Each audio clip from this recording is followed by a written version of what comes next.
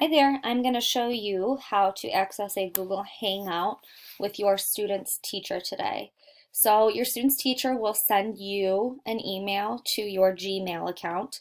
You do have to have a Gmail email for this. So if you don't have one, you can make one pretty easily. So you'll get an invitation in your inbox. So go ahead and click on it. Invitation to Google Hangout. You can let your teacher know if you can make it, yes or no.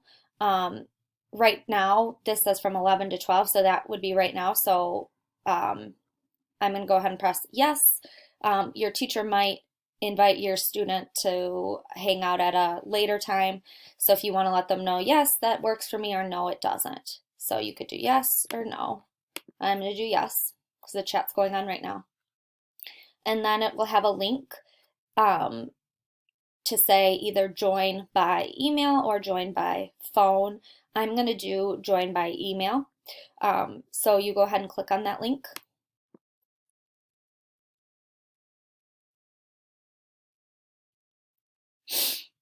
And then you'll click on the join now button.